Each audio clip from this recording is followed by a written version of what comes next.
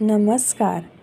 आपण ऐकत आहात श्री ब्रह्मचैतन्य महाराज गोंदवलेकर यांची प्रवचने. वाचन स्वर अनुपमा संकेत. भगवंत आणि मी वेगळे नाहीत. समुद्राचा फेस खरा आहे असे वाटले तरी त्याच्या खाली पाणीच असते. असत्य हे नेहमीच सत्याला धरूनच राहते. जे नाही ते तोंडाने सांगणे ही माया. तिला आपण खरे मानतो. मायेला असत्य मानले की ब्रह्माला सत्यत्व येते.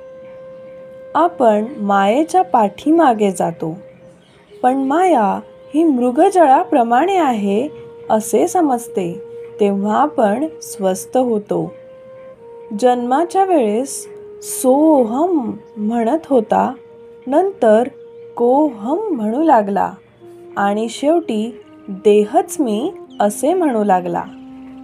वास्तविक सूर्य आणि त्याचे किरण हे जसे वेगळे नाहीत, त्याप्रमाणे भगवंत आणि मी वेगळे नाहीत.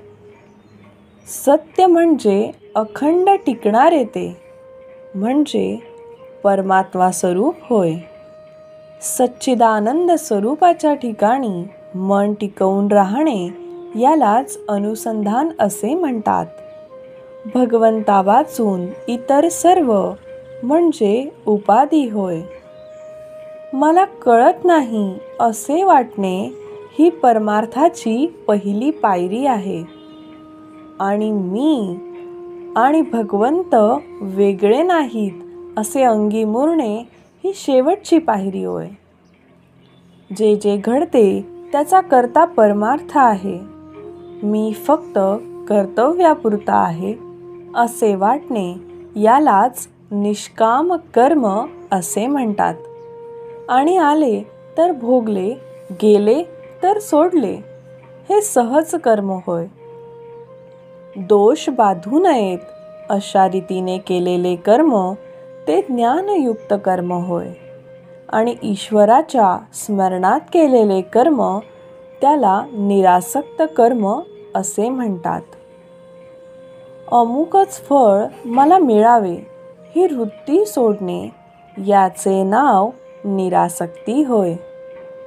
विषयाची विरक्ती झाली की त्याला ज्ञान झाले असे म्हणतात. थोडक्यात म्हणजे जे कर्म बंधनाला कारण होते ते अज्ञान आणि जे मोक्षाला कारण होते ते ज्ञान समजावे. कर्ममार्ग, उपासना मार्ग, नवविध भक्ती इत्यादी सर्वांनी गाठण्याचे ध्येय एकच असते. लग्नात ज्याप्रमाणे अमुक एक खर्च मी जास्त करीन, दुसरा कमी करीन असे माणूस म्हणतो, पण मुख्य कार्य हे मुलीला नवरा गाठून देणे हे आहे. त्याप्रमाणेच भगवंताची भेट होणे हे मुख्य कारण होय. आपली देहबुद्धी संतांच्या संगतीच्या आड येऊ नये. भगवंताच्या स्वरूप दर्शनाच्या आड माझ्या देहबुद्धीचा पर्वत येतो. सर्व साधनांचा उपयोग अभिमान नाहीसा करण्यासाठी असतो. नामस्मरणाने हे काम लवकर होते. आणि म्हणूनच सर्व साधनांचे सार भगवंताचे नाम हेच आहे. ते आपण श्रद्धापूर्वक घ्यावे आणि भगवंताशी एकरूप व्हावे. आपण प्रयत्न करीत असताना भगवंत माझ्या पाठीशी आहे ही भावनाच आपल्याला उद्धारून नेईल याची खात्री बाळगा आणि भगवंताच्या नामात आनंदात कालक्रमण करा. आज तुम्हाला जेवढा वेळ रिकामा मिळतो तेवढा सगळा भगवंताच्या नामात घालवण्याचा प्रयत्न करा. सुंदर दिवसाच्या सुंदर शुभेच्छा.